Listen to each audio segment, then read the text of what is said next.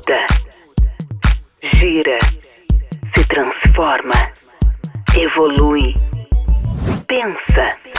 Time Thinkers Podcast. Junte-se a nós. Viaje no tempo. Sejam bem-vindos de volta a mais um episódio do Time Thinkers. Estou aqui com meu amigo André Cabral. E hoje, André, a gente traz para a mesa uma pergunta. A partir dela, a gente vai discutir sobre se as instituições que nós temos hoje, gente, estão ou não prontas e o que falta para a gente acompanhar esse movimento de inovação. Para conversar sobre isso aqui, a gente tem na mesa Mônica Tejo, responsável à frente de um grande movimento de transformação institucional no Instituto Nacional do Semiárido, e o professor Euler Macedo, da Universidade Federal da Paraíba, também diretor de unidade Embrapi. Seja bem-vindo, professor. Muito obrigado, André. Muito obrigado, Cláudio, pelo convite. E é uma honra também hoje estar dividindo aqui a mesa junto com a colega e querida Mônica Tejo. A gente realmente, como você citou, a gente vem tentando nos últimos anos fazer com que cada vez mais a inovação chegue na ponta, ou seja, de quem realmente precisa. E a gente vai estar aqui hoje à disposição para tentar mostrar alguns cases, alguns exemplos de como a gente vem fazendo isso e a luta diária para que isso aconteça. Legal, Mônica. Obrigada, Cláudio, obrigada, André. Para mim é um prazer imenso conversar com vocês, né? Além de admiradora, sou também amiga querida, né? de todos vocês. E falar um pouco sobre essa questão de trazer uma quebra de paradigmas para nossas instituições. Né? A gente vem aí de um modelo muito engessado, muito fixo, e fazer com que ações de transformação institucional sejam realmente criadas é realmente um desafio. E trazer esse tema para uma discussão, para um debate, sempre é muito positivo, sempre é muito importante. Então, é um prazer imenso estar aqui com vocês. E, professor Euler, a gente é muito parceiro, né? E divide muito das nossas experiências, expectativas e aí, desafios e chororôs também, né? Como sempre, tudo na vida, né? É um prazer imenso. Obrigado, Mônica. André, a transformação digital como buzzword, né? Como palavra, ela está aí na agenda há algum tempo. Só que eu acho que talvez não seja uma dimensão única, e acho que é isso que a gente ressalta hoje. Porque a gente fala de transformação digital, Mônica, como sendo só transformação digital de negócio, de modelos de negócio. Né? Tem uma outra dimensão de transformação digital, que é pessoal. As pessoas também precisam incorporar essa forma de pensar diferente do analógico, uma quebra de paradigma. E aí essa que vocês vêm vivenciando dos choros e risos do dia a dia, que é a transformação digital de instituições, né? A pandemia acelera, Euler, mas ela não é a responsável. Esse movimento é um movimento muito mais antigo que a pandemia. A gente pode ter a pandemia como um catalisador disso, né? Mas em que medida vocês acham que essa aceleração aconteceu em função dessa experiência desses últimos 2 anos e o impacto assim, nas instituições onde vocês estão? Como você falou, acelerou, vamos dizer, ninguém estava preparado para isso, mas eu acho que houve pelo menos uma manifestação, ou pelo menos uma mudança do status quo. Assim, o pessoal estava realmente habituado a ter uma aula de 20 anos atrás, achando que aquela era a melhor metodologia, a melhor forma. Com a pandemia, todo mundo teve que se virar, assim, realmente passou um tempo de adaptação e que os professores foram vendo que era possível se interagir, também fazer com que o aluno tivesse vamos dizer, o autoaprendizado de tentar estudar inicialmente para depois discutir numa sala de aula, num encontro síncrono. Então, essa mudança realmente foi uma mudança de paradigma que eu acredito que não tem mais volta. Então, por exemplo, eu já vejo movimentos até do próprio Ministério da Educação, o próprio MEC, querendo agora inserir cursos EAD também para as universidades federais, que isso, confesso, vai ter uma barreira de entrada muito grande, principalmente por conta dessa mentalidade que os professores estão habituados. Então, isso eu acho que não volta mais e, com certeza, a gente vai estar sempre aqui buscando aperfeiçoar e treinar os nossos professores e os nossos colegas de academia para que eles consigam realmente fazer o que precisa, que é o quê? O aluno aprenda, que tem uma formação, mas também não adianta ser só número, sabe, Cláudio e André e Mônica? Como docente, eu vejo que a preocupação com o número é importante e ter acesso é muito importante, principalmente para as regiões, como vocês sabem, o Brasil é muito grande, tem muita diversidade, vamos dizer, de financeira, de estrutura. Aquela pessoa que está lá no sertão, ou no sertão da Paraíba, ou lá na Amazônia, ele tem que ter acesso também à educação. Mas, de que forma essa educação? Seria só dizer que ele está matriculado? Será que ele sabe depois, ao terminar, ele consegue um emprego? Essas que são perguntas que eu vejo que as pessoas não conversam, não discutem a respeito disso. E eu, como docente, também, vamos dizer, sou engenheiro, mas segui a docência e tenho essa preocupação. Que tipo de profissional que a gente vai estar seguindo ou formando? Então, é uma pergunta que eu gostaria até de estar conversando e discutindo com vocês, porque com certeza vocês têm esse embasamento para poder a gente construir uma linha aqui que diga, isso aqui talvez é um modelo que dê certo para os próximos anos. Mônica, o semiárido pode ser disruptivo? Com certeza. Com certeza. Talvez só sobreviva se for, né? Só sobreviva se for. Essa semana eu até estava em Brasília, em discussão direta no nosso ministério, e sempre trago essa qual é o nosso ministério? No MCTI, no Ministério da Ciência, Tecnologia e Inovações. É que eu falo tanto nosso ministério Pois que é, acabo que- no... Um ministério para chamar de meu. Já pensei que era ministro, já tá... Não, Quem sabe, ainda né? Aqui somos pensadores do tempo. É, De repente, a gente tá é. olhando para o futuro. Profetizando aí, ó. Obrigada. Então, falando justamente dessa questão da sensibilização das pessoas com relação ao semiárido, com relação ao bioma caatinga. Então, ter um semiárido disruptivo é como o André falou, a gente precisa que o semiárido ele seja visto e lembrado. Estamos agora no nosso país numa discussão muito forte relacionada a créditos de carbono, né? Recentemente o BNDES lançou uma linha específica de créditos relacionados a crédito de carbono, mas as pessoas só falam no bioma Amazônia. Então, a Amazônia ainda é a menina dos olhos e tem um potencial gigantesco que a gente não pode deixar de ressaltar essa importância do bioma Amazônia. Mas o semiárido, a caatinga, ela também tem uma característica de ser sumidor de carbono e também uma possibilidade de entrar dentro desse mercado. Então, quando a gente fala de temas como esse, polêmico, de estar à frente aí do que a gente vem discutindo para o Brasil, precisa-se ter um semiárido disruptivo, sim. E vocês estão desenhando o Instituto Nacional do Semiárido 4.0 também, né? Isso. Como é que como é ele assim em relação a como o Instituto foi conduzido nesses primeiros anos de existência? Então, E a dificuldade, e quais são os obstáculos que você ainda encontra para chegar lá? o INSA tem 18 anos, fizemos 18 anos esse ano, e o histórico são de ações, assim, começou a avançar quando tinha o professor Roberto Germano, que hoje é diretor-presidente da FAPESC. Ele fez um planejamento estratégico à época bem interessante.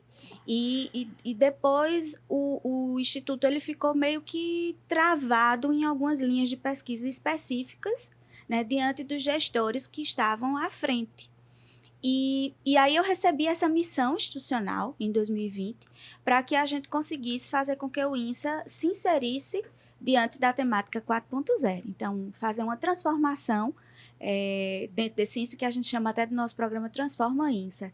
E hoje a gente tem a questão da utilização do sistema eletrônico de informações, que é o nosso SEI, né? A gente não usa mais papel, e outras ações para que os servidores eles possam se inserir em fluxos, em dashboard, em TBI de informações, também estão sendo feitas. Mas eu acredito que ser 4.0 nos dias de hoje está mais voltada à gestão de pessoas do que propriamente em ações de setores, né, de fluxo de processo, de outras ações administrativas ou finalísticas.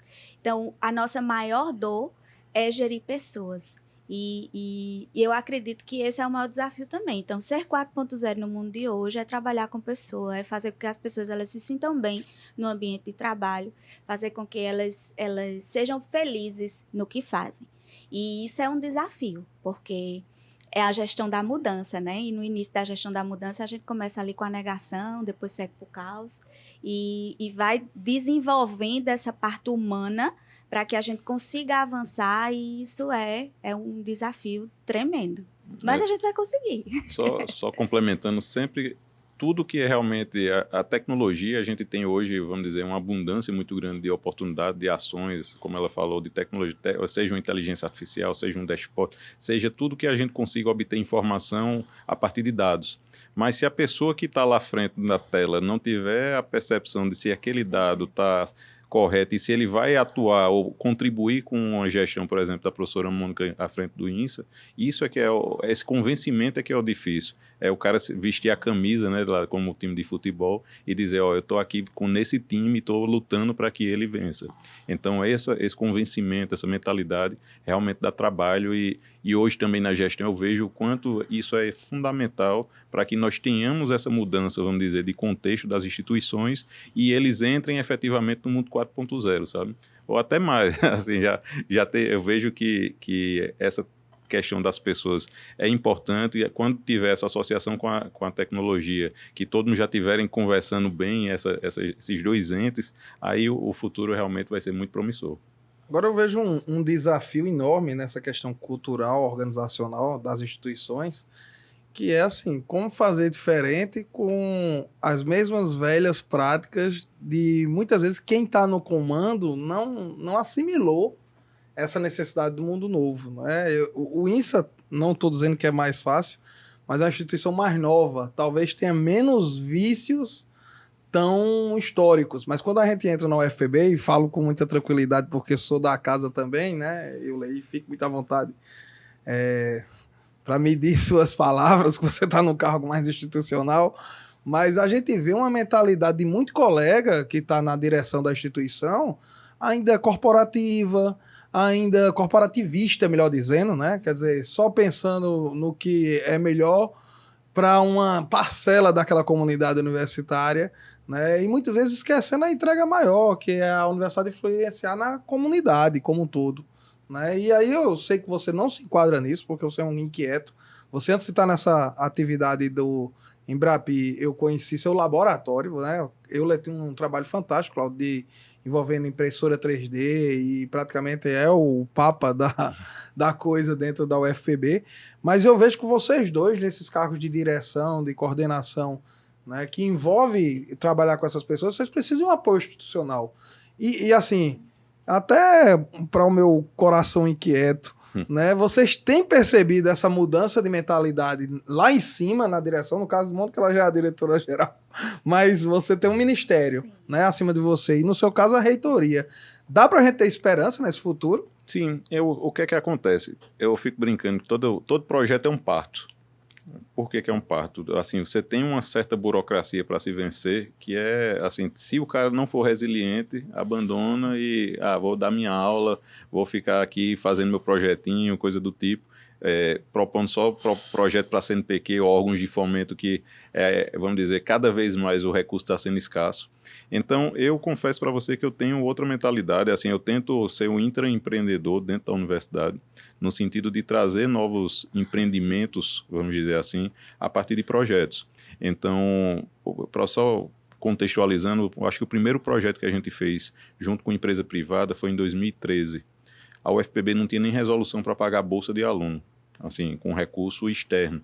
Então, a gente teve que fazer toda essa construção de resoluções internas, que é, no meu ponto de vista, assim, instituições mais maduras já tem isso consolidado de forma muito tranquila. Então, cada vez mais atrair recurso externo nas outras universidades, principalmente no exterior, não é nem, como eu digo, seria a obrigação do pesquisador.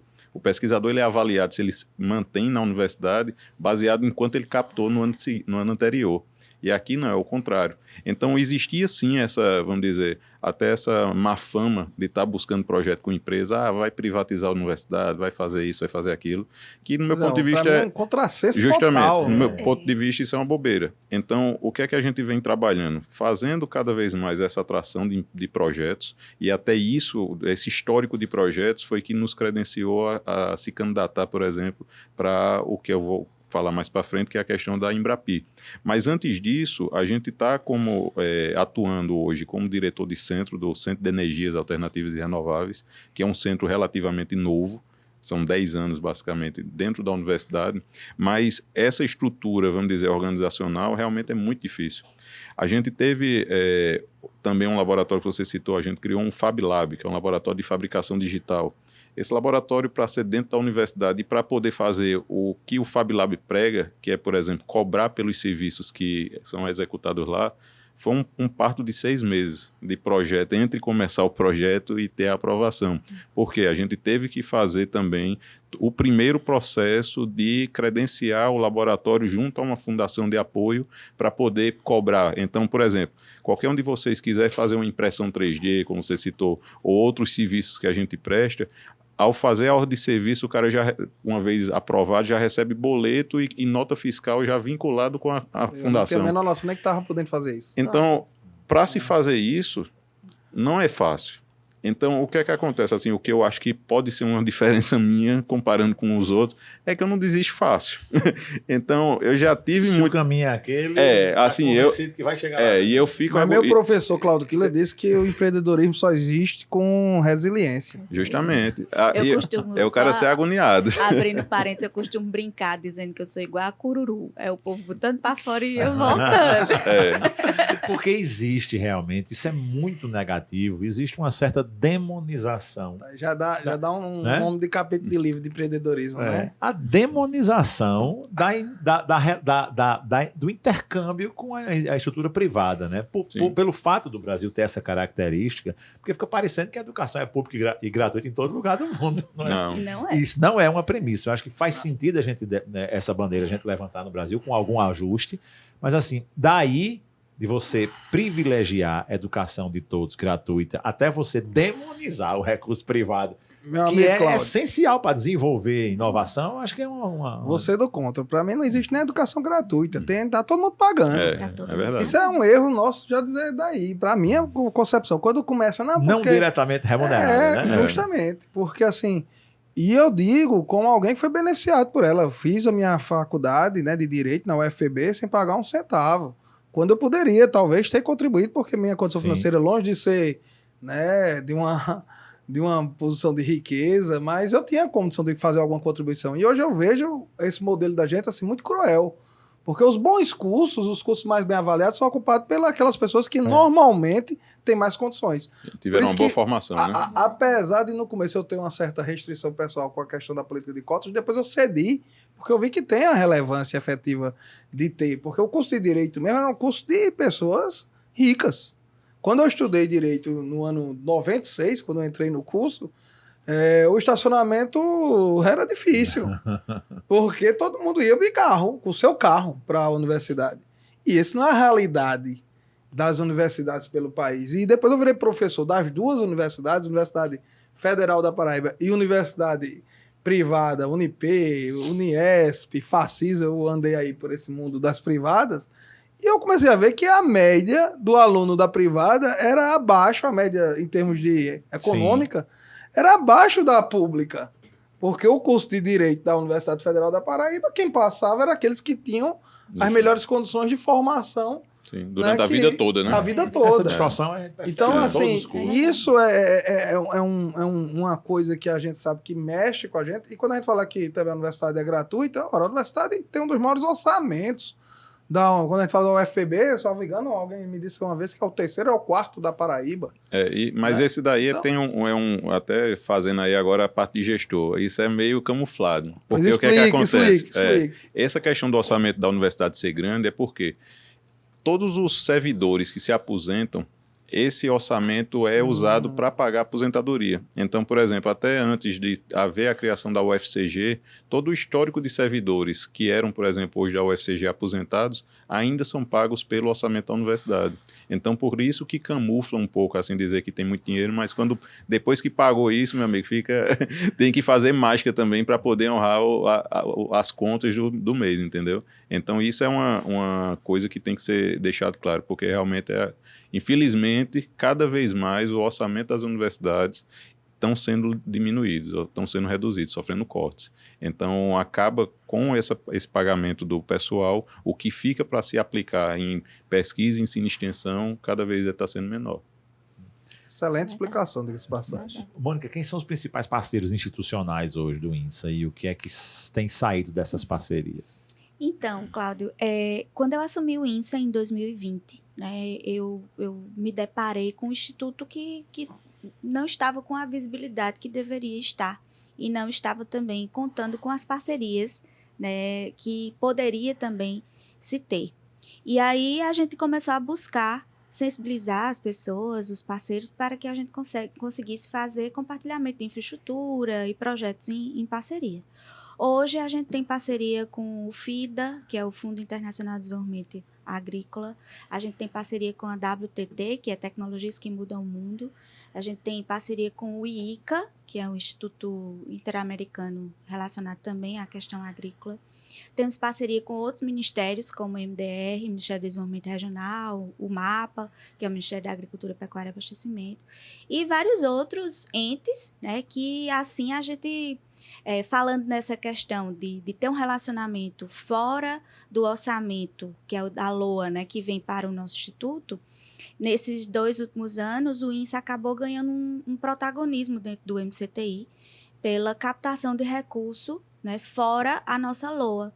Então, a gente chegou aí a captar recursos 3 vezes mais o orçamento do ano. E isso Entendi direitinho, você quadriplicou o orçamento do INSA. É uma entrada boa de currículo, viu? Isso aí. Em 2020, a gente teve o orçamento Quando sair anual. de lá, vai dar consultoria privada para aprender isso? Pretendo. Vamos fazer aí um modelo de negócio. Mas, em 2020, a gente conseguiu captar. A gente tem teve um orçamento anual de em torno de 5,5 milhões, né? Isso a gente não contempla o nosso RH, o RH é do Ministério, é só para os recursos do INSA mesmo. Aí, melhor do que a UFB aí. Tá melhor, vou De gestão tá já vou mandar meu currículo para E ela. nos 2 anos, 2020 e 2021, a gente conseguiu captar, fora a LOA, 49 milhões. Então, foi um salto. Considerado. Isso. Né? E as áreas de Com prioridade, as pronto. relações, né? Então, como a gente consegue isso? Como a gente conseguiu isso? Montando um escritório de projetos, PMO, dentro do INSA. E a partir desse escritório de projetos, nós montamos um portfólio que foi validado pelo nosso ministério, o MCTI. E, a partir daí, fazendo com que os nossos parceiros eles tivessem confiança em aportar, em investir dentro do INSA. Né? E foi e está sendo agora menos, mas foi muito difícil no começo pelo fato de ter que ser líder pelo exemplo. Então, a grande maioria dos primeiros projetos que a gente conseguiu captar fora o recurso do INSA, né, fora o modelo institucional que já existia, eu tive que capitanear muitos deles para poder conseguir fazer com que tivesse exemplo, assim, tivesse resultado em curto tempo e trazer credibilidade para que o investidor pudesse aportar mais recurso no nosso INSA. Então, a gente tem essa relação de parceria, conseguiu se consolidar com alguns parceiros e a gente está aí avançando em mais projetos, né? Hoje em dia, o nosso INSA consegue ter um protagonismo dentro da nossa região, a gente consegue conversar com fundos de investimento, com investidores, com outros ministérios e conseguir aí trazer rúbricas interessantes para a nossa região, para a nossa realidade. Só curiosidade mesmo, e para a gente até usar o Time Fico como uma divulgação efetiva, né? Pode citar algum exemplo assim, de qual é uma indústria que fez uma parceria, que aportou algum recurso, falar de algum projeto, porque o que eu estou aqui, né, e já lhe parabenizando, Mônica, por tudo isso, é porque a gente sabe que quando a gente fala de semiárido, a gente está falando de um dos polos ou de um dos bolsões de pobreza do Brasil. Se a gente for falar em termos de IDH, eu acho que talvez não tem muitas regiões que concorram com o semiárido, não. Acho que se brincar, não sei se dizer se é a pior IDH do Brasil, mas... então, assim, qualquer coisa que traga um volume de recurso a mais para essa região, e eu penso que o projeto tem que ter repercussão dentro da região do semiárido, eu estou aqui, né? Só posso lhe parabenizar, mas já para a gente citar um exemplo assim efetivo, para que a gente possa ver e, quem sabe, algum outro empresário, algum outro, né, que tem um poder de decisão, possa procurar o INSA e se inspirar em algum projeto. Você poder dar aí relatar um projeto, uma coisa que aconteceu. Direcionado especificamente para uma empresa privada, né, fazer esse relacionamento direto com a empresa privada, a gente não tem ainda, porque estamos em processo de negociação.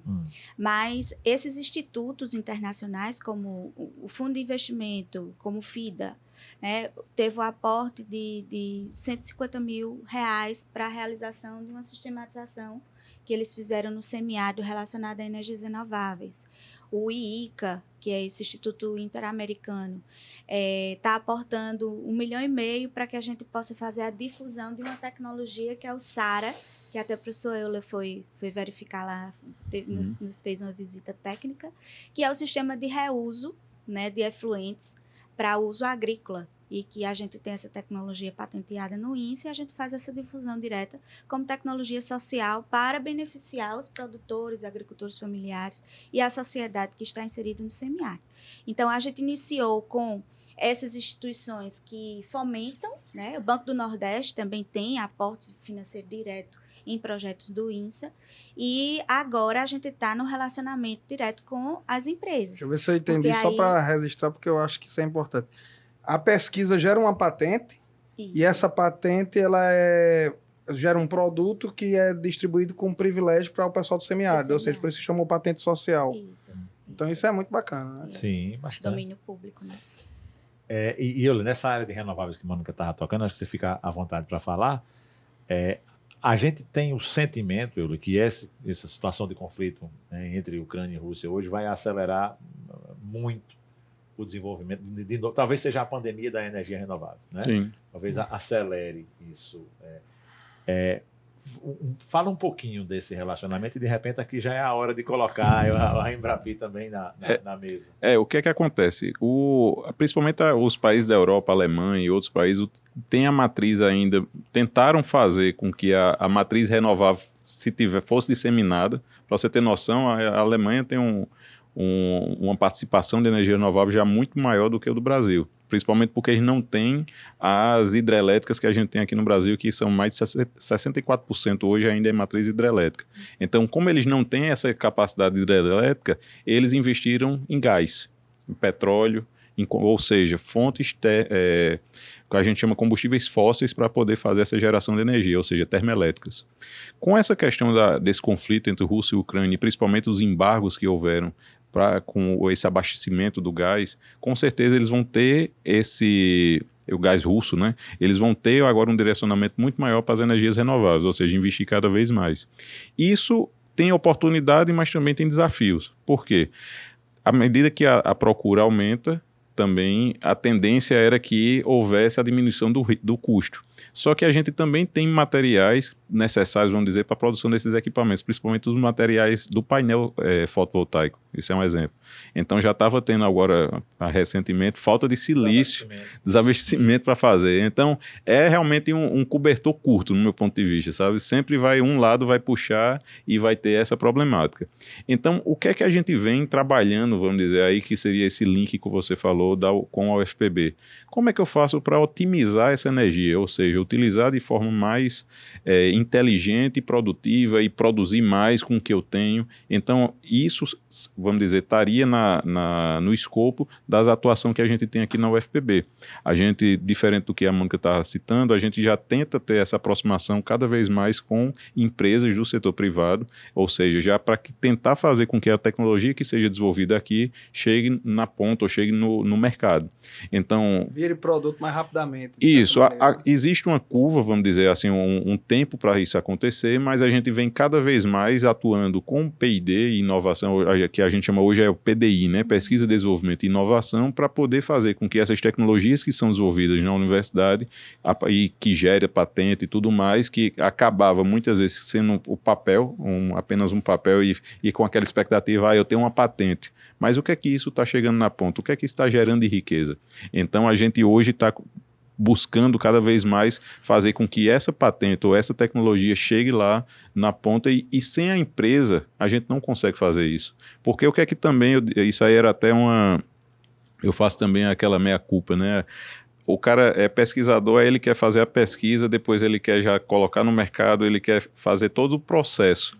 E eu já vi que isso não é possível. Assim, a gente Pelo tem menos não com a estrutura de burocracia que nós também, temos. mas eu digo até fisicamente mesmo, assim, é braço, falta braço, gasta então energia é muita demais. energia. Então, o que é que acontece?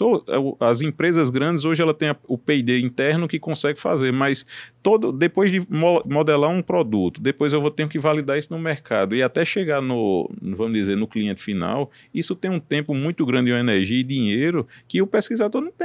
Verdade. Mas eu ainda acho muito cruel a pequena participação do pesquisador No processo no todo. No andar da carruagem. Concordo. Agora, eu queria até fazer um adendo a essa discussão. Por exemplo, no caso do INSA, a gente está falando no universo de 2 anos. Né? Eu iniciei esse processo de gestão da mudança em 2020. Então, a gente começou a fazer como eu falei, líder pelo exemplo. Então, fazer projetos que trouxessem resultados. E agora, qual é o próximo passo? O próximo passo é se tornar unidade Embrapi, trabalhar, a gente está montando um centro de tecnologia de energia renovável para o semiárido brasileiro, né? E a gente pretende trabalhar o que a gente chama no grau de maturidade tecnológica, projetos com TRLs que vão lá de 1 até 6 e que junto com a empresa avance ali do 7 até gerar nota fiscal. É isso que eu ia dizer. Esse TRL... Eu não conheço.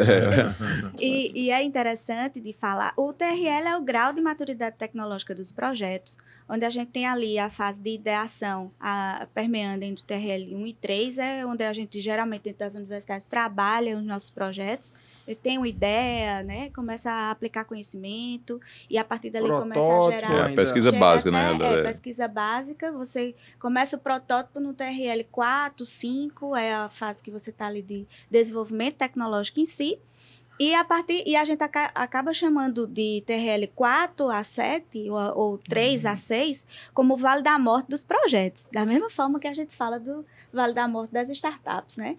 Dentro do empreendedorismo. Então, que é aquele período ali que o pesquisador ele trabalhou naquela ideia, naquela proposta, publicou o paper e guardou na gaveta. Então, eu tenho várias ideias, mas que não avançam para fazer o match com a empresa. Então, ela acaba não extrapolando ou não transbordando dos muros das nossas universidades, do nosso centro de pesquisa. E aí, fazer com que se tenha, como o professor Euler está fazendo, é perfeito, é um modelo perfeito de integração da academia, como promoção de P&D, para o setor privado.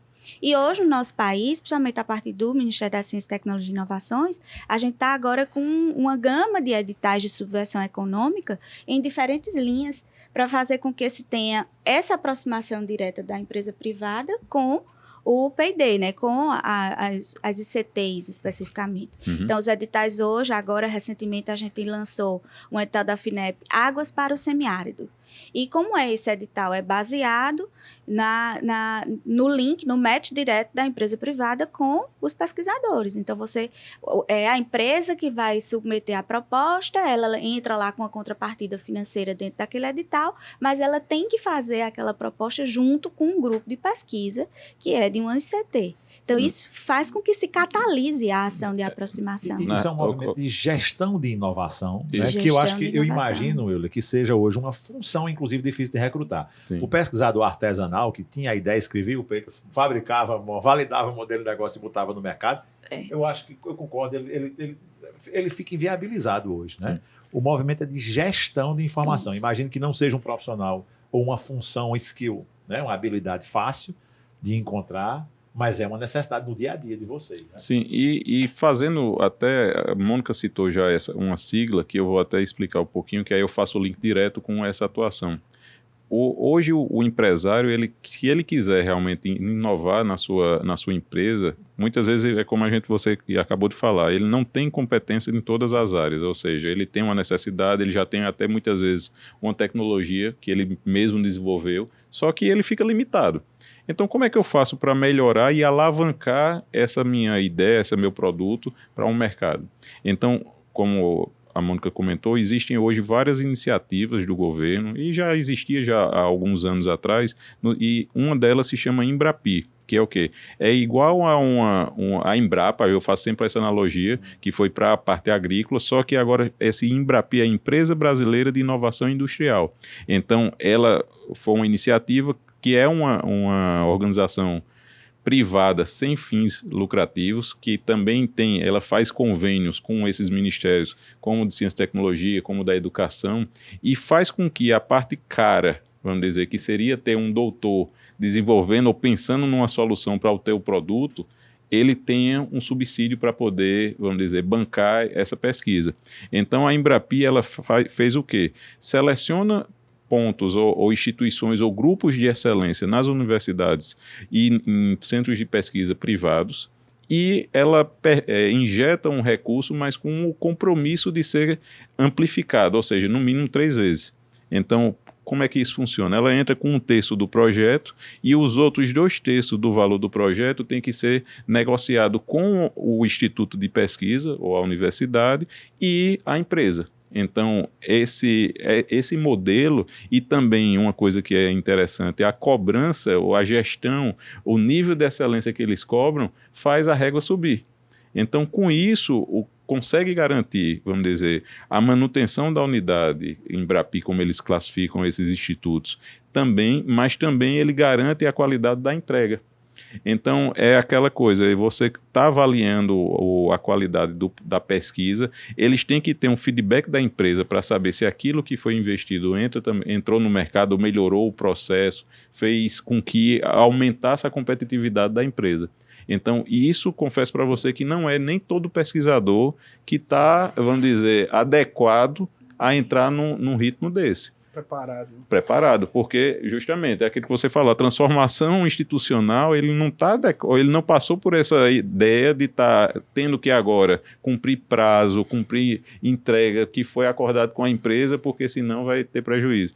Então, isso é difícil, entendeu? E eu acho que isso tem um papel importante também, Euler, em manter a instituição pública de ensino, pesquisa e extensão com impacto e com relevo. Sim, né? Com certeza. Porque nós precisamos continuar a fazer pesquisa básica, né? Nós precisamos continuar a ter a liberdade de pesquisa, mas me parece óbvio que alguma parte significativa dos recursos públicos para a pesquisa no Brasil seja direcionada a impacto. Com certeza. E com demandas reais. Assim, eu, desde que eu entrei na universidade, assim, eu tive a oportunidade de empreender, mas desde que eu entrei na universidade eu não faço um PIBIC, que é o projeto mais básico que a gente tem de pesquisa, se eu não souber quem queira comprar. Para quem não era da universidade, o PIBIC é o projeto de iniciação científica. É o aluno que ele pode do segundo semestre do curso. A escola de ser pesquisador, de ser cientista. Ele entra, a partir do segundo semestre ele pode ser, do curso, ele pode ser aluno de iniciação científica. Então, o projeto mais básico que eu for propor, se eu não souber que tem uma demanda de mercado, eu não faço.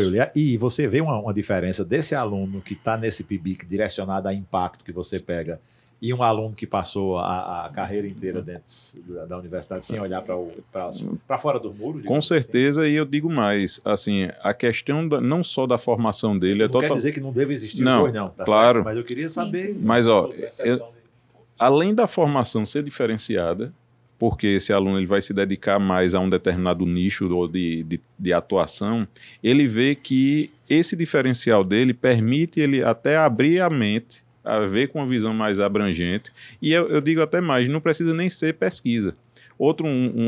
Na universidade nós temos 3 pilares, que é o ensino, a pesquisa e a extensão. A extensão universitária seria todos os projetos que seria fora do muro da universidade, vamos dizer assim.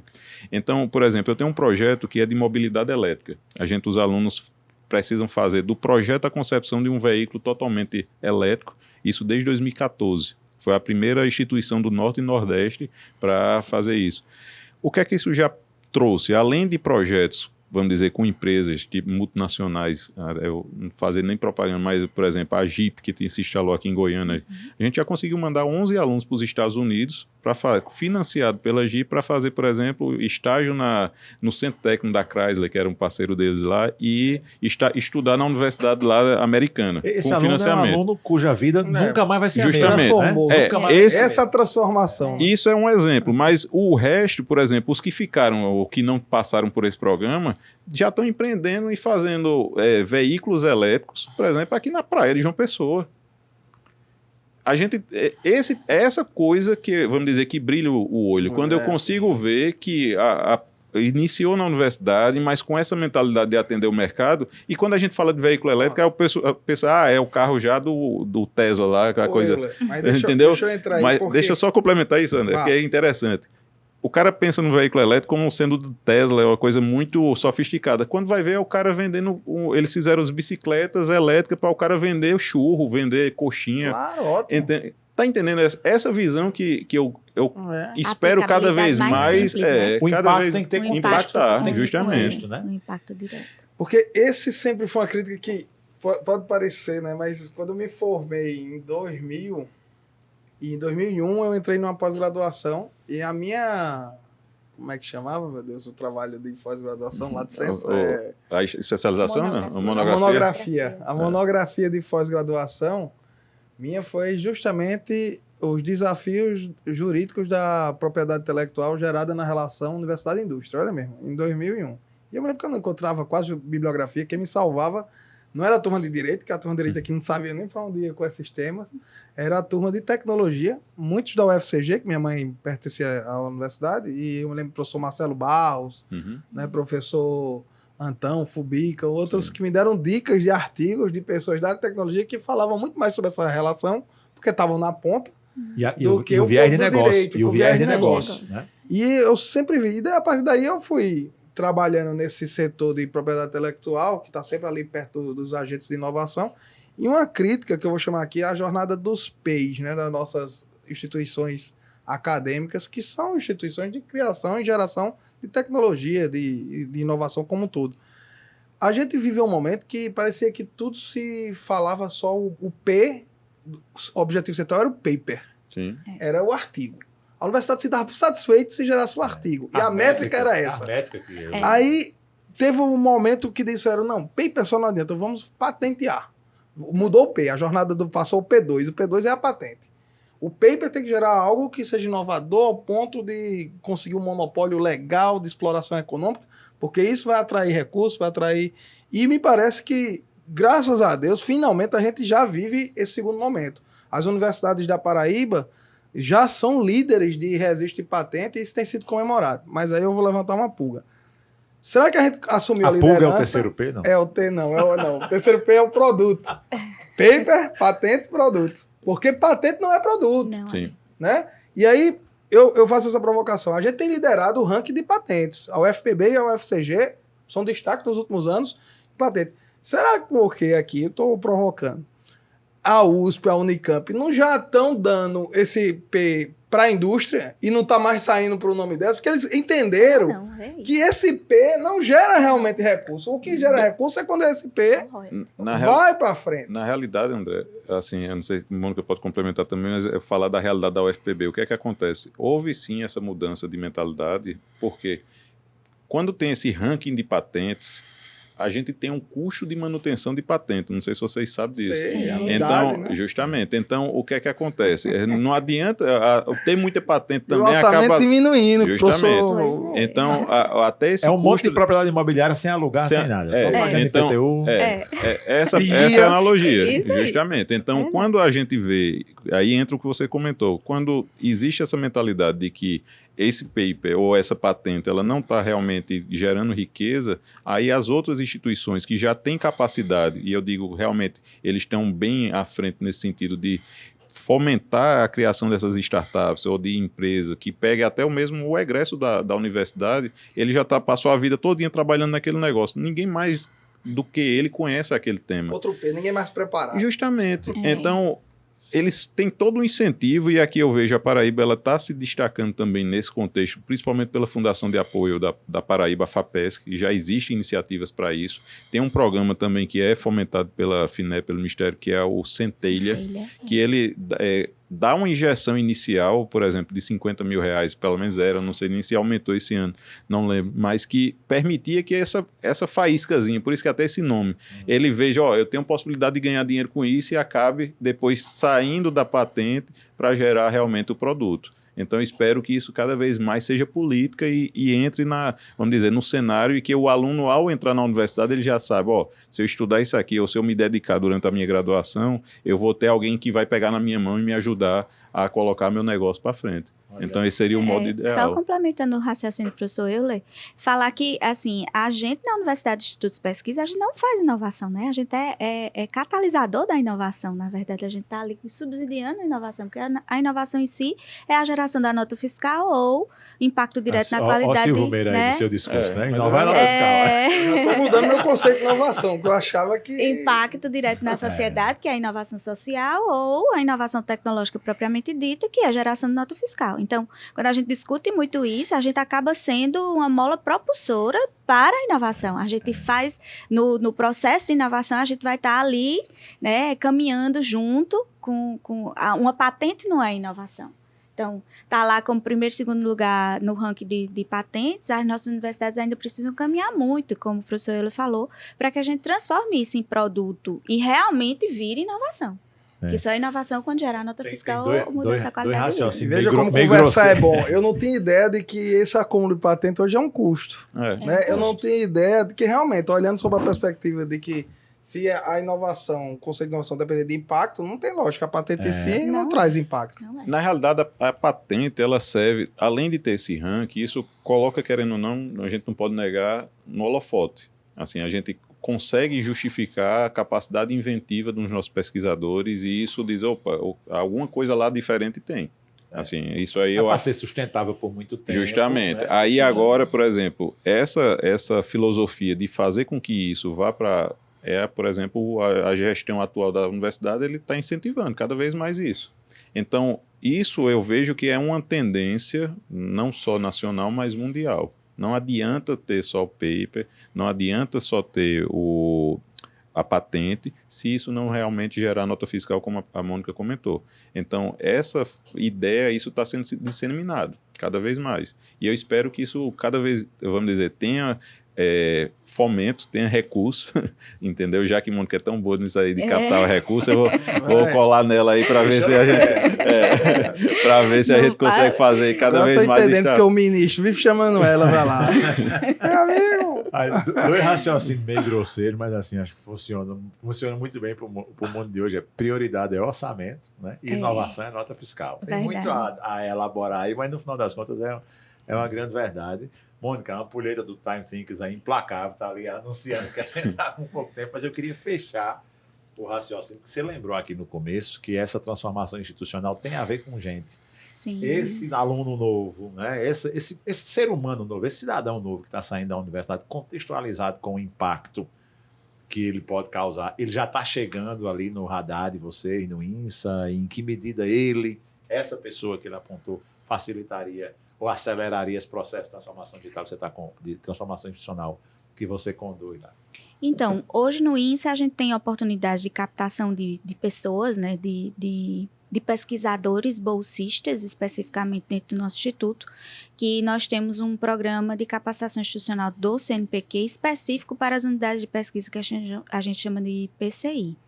E dentro dos nossos projetos a gente sempre tem a oportunidade, é um edital contínuo, para a captação de pessoas, desde graduado até doutores, para que possa fazer parte do nosso time e desenvolver as suas pesquisas, as suas ideias conosco lá no INSA. E, além disso, a gente também tem os nossos projetos de pesquisa em si, sempre também com foco no impacto, né, no que é que vai gerar aí para a sociedade, que é nosso cliente maior como o INSA. E, assim, a gente consegue aumentar o nosso corpo, os nossos colaboradores, o nosso time de cérebros, digamos assim, para fazer com que a gente consiga gerar resultados para essa região do semiárido, que é tão importante, né? E uma das maiores dificuldades que a gente tem é a capilaridade. Diante aí dos 1.262 municípios, a gente precisa ter programas, projetos, ações para tentar difundir cada vez mais para que os municípios e a região seja contemplada com as ações do INSA, né? Institucionais como o INSA. Legal, mano. Olha aí, André. Para falar do mundo, é bom a gente começar a transformar as nossas aldeias. Isso. Tá tão perto da gente. Uhum. É isso. Mônica, muitíssimo obrigado Obrigada. pelo seu tempo, pela participação. Eu Muito também obrigada, espero que a Cláudio. gente volte a ter essas oportunidades. Não podemos esquecer da lembrancinha do nosso patrocinador, Olha, né? patrocinador A forte, Copenhague Cabo Branco, Perfeito. né, professor Euler? Obrigado, André. É da linha Dia das Mães, viu? Já lhe adianto. Pronto, então já tem que Copenhague passar está- lá daqui para lá Tá para já de portas garantir. abertas para todos os filhos presentear suas mames. Excelente. E para doutora Mônica aqui também uma lembrancinha da Copenhague Cabo Branco. Obrigada. Né? Agradecendo a vocês essa disponibilidade, né? Mônica, inclusive, veio de Campina Grande, que na verdade já vinha chegando de Brasília, e ela nem falou aqui, mas ela cochou que ainda está indo para a Estônia semana que vem. Então, Então, a mulher não para, não não. para, viu? Parece Cloud Killer. E você vai captar essa quantidade de recursos sentada na cadeirinha? Não, tem que É, sair. Eu quero eu saber o que, é que brinquei. ela vai aprender na Estônia. Então, eu até brinquei esses dias no Ministério, que eu disse, cadê que vocês me mandam para a França, né? Aí agora vão me mandar para o meio lá da guerra da Ucrânia com a Rússia ali do lado. Mas é engraçado porque a gente escuta, né? Eu, obviamente ainda não conheço, mas que a Estônia virou uma referência de modelo de Sim. startup, de governo, government, né? A Estônia tem um Isso. programa de residência eletrônica em que você não precisa pisar no território estoniano para abrir e conduzir uma empresa. São poucos atos da vida civil, não lhe dá direito a residir, curioso, né? Sim. Não lhe dá direito a viver, morar, entrar no território estoniano europeu, mas lhe dá a condição de tocar uma empresa com pouquíssimos atos da vida civil necessários verdade. como presença. Aliás, é uma experiência que nós estamos discutindo em Campina Grande hoje com a Secretaria de Finanças. Muito bem. Muito legal. Bola. Muito bem. É Mas isso aí. muito bom. Obrigado, gente. gente. Obrigada. Time Obrigado também. Thinkers, a gente se vê em mais um episódio. Estamos em todas as plataformas, áudio, vídeo. A gente se encontra, acompanhe.